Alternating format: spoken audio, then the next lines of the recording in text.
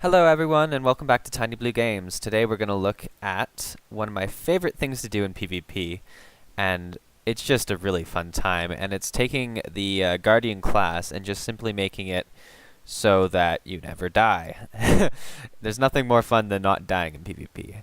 And the way we're going to do it is we're going to build a very heal-centric build. And it sounds like you're going to just be wasting your time in PvP, but it is also very helpful to your teammates in the sense that A, you give out lots of heals to everyone else. B, you take damage that other people... It's kind of tanking, except for the fact that, you know, you're just healing a lot of the damage back that you're taking. Alright, so I'll just jump right into the build here in a second. So today, like I said, we're going to look at a healing build.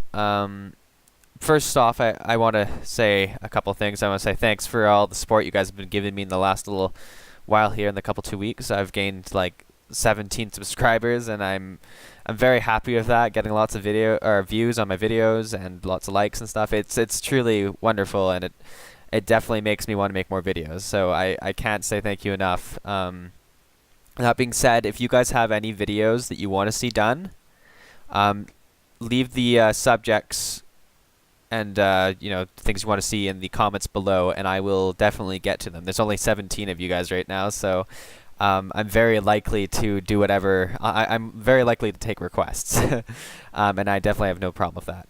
I also have a couple videos that I'm in the process of making right now, some with Worldly World and some with some more gold making tips, some you know, low scale ones, and also some for the people who already have a bit of gold, like have 100 gold to do, so why not make some more profit with it. So I'll get into that in the next little while, maybe at the end of the week. But let's get into this video right now and look at my build. So my Guardian, I'm not sure if you guys are super PvP players or not, but I like to do it every once in a while for the daily and also just for a bit of fun. We're going to take Valor and Honor all the way because we want the healing power. Healing power is a huge part of this build. And the toughness is always nice. Vitality is always nice. And then we're going to get a bit of crit damage too, which isn't super important, but, you know, it's there. So let's look at Honor. You gain Vigor every time you get a critical hit, which Vigor will increase the amount of endurance you get per second, which is super helpful for this build, as we'll get to the next part in a second here. I took Protective Reviver. That's because being someone who can heal, you're going to be reviving a lot of people, and you're also going to get regeneration from this. And if you look at how much it heals me because of how much healing power I have, 3,300 is a lot of healing.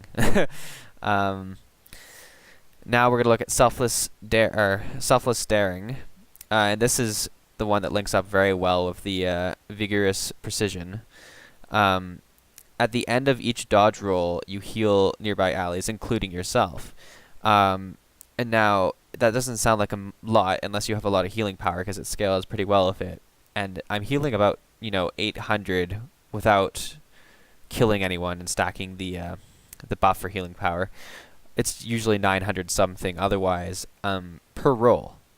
With with Vigor all the time, that's going to be a lot of healing. If you just use your roll whenever you can, I mean, obviously try and dodge attacks, but just use your rolls as a heal as well.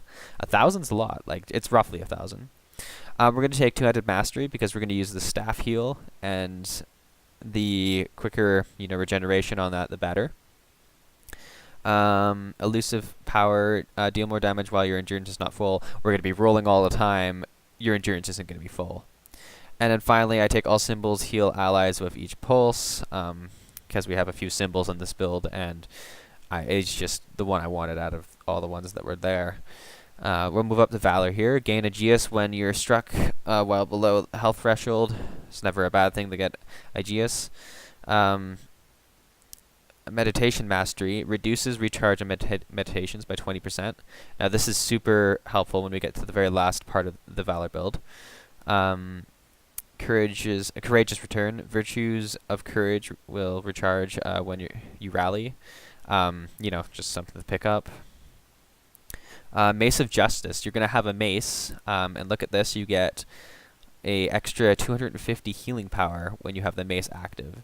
So that'll help your rolling. Like, do I have the mace? I have the staff right now. So if I switch to the mace, I now heal 961, which is amazing. So we'll get that. Gain might whenever you block attacks. Just good to have might. And this is the most important part of this, is the monk's focus. Using meditation skills heals you. And, you know, that doesn't sound big when you don't think of, you know, how many meditation skills you have, and it heals you for 2,600 health. So 2,600 health every time you use a meditation. I have 3 meditations. One of them just does the 2,600 heal. I mean, it burns people's break stuns, you teleport, it's all that fun stuff every 36 seconds. I've got this one, which is every 40 seconds, but it heals me 2,600 for the meditation thing.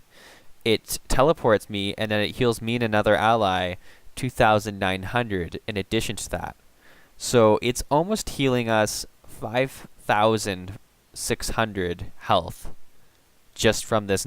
This is not my heal. This is just a utility skill every 40 seconds.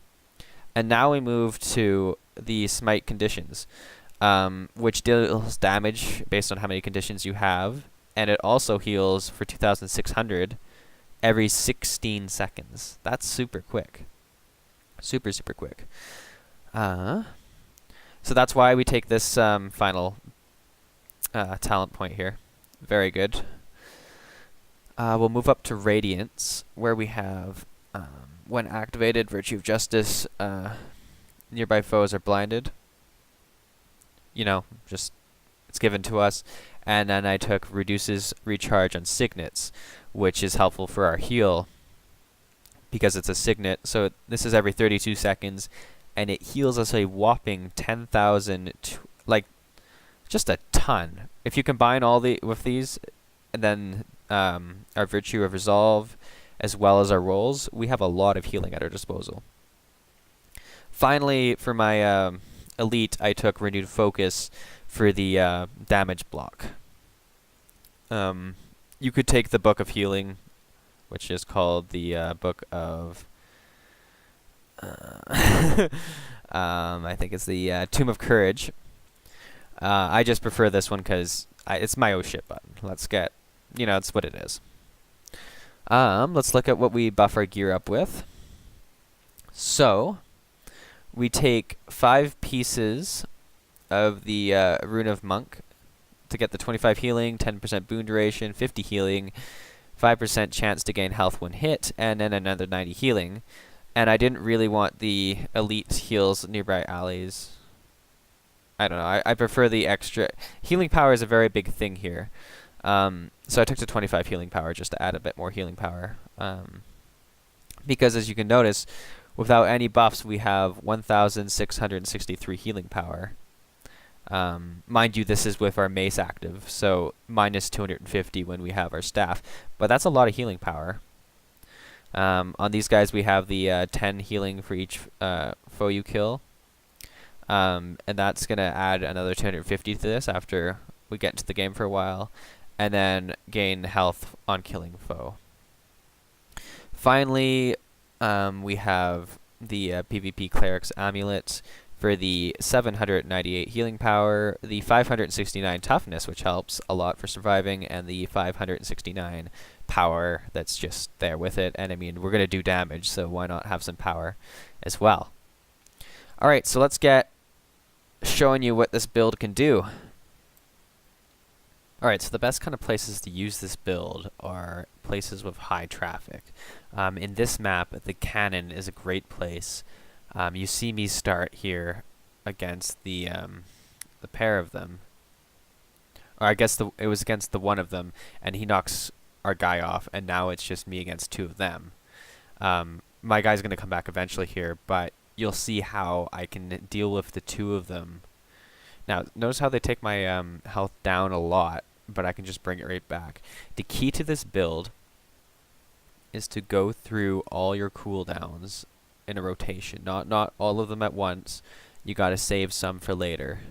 And that includes obviously your rolls and all that as well, and your staff skills and your mace skills. Whenever you put something on the ground, be sure to make sure it's on top of them, because that'll do damage to them as well as heal you and heal people who are up close to them attacking. Whenever you're in, moments of panic, remember that you have 2 skills that'll teleport you. One will teleport you to a nearby ally and heal you, and one will heal you or teleport you to a new nearby enemy and heal you. So that gives you a bit of movement on a class that's otherwise not very quick to move. I've got to be cautious here not to get too close to the side, because these guys are trying to knock people off. But as you stay nice and close to them, you'll slowly burn them down, as well as keep your friends buffed and healed. Another things to note is that I'm using the focus as the other offhand weapon I have there, and it's going to have the shield, and it's also going to have a heal and blind, which is nice. So on this map, you're going to want to rush right into the center, right into the midst of combat. You want to be the person who's not afraid to go in, because you know you have some healing power to stay. So you rush yourself in there, and you want everyone to be attacking you, really, is what you do want. That's best for your team. You want to get as much focus on you as possible, and make it so that people don't worry about, the rogue killing them, or the mesmer shooting them from the cliff there. You just want to make sure that they're focused on you. You want to keep your buffs down, and you want to keep healing. It's always important to keep moving, keep rolling. Just always rotate through things. It's very, very important to not just stand there and attack. You want to keep everything going. So we get these guys down here, and we actually get the first orb out of this, which is great. This final scene here shows me fearless to jump in here. I have a friend who's about to die. More importantly, they're about to cap this, and I'm trying to see if I can do something about that. There's 3 of them here, and I can deal with the 3 of them fine. But this last little scene here is to show you that even if you feel invincible in this spec, you can die once enough people get here. But notice how I do fine against the 3 of them for a really long time, actually. And I'm just sort of eating up the base there so that this guy can't cap his thing. Now he just bites the dust and just does it anyways and loses the 20 points on it. But they're going to start attacking me here, and I'm going to be fine with the 3 of them. I switched to my staff to get some AoE damage out.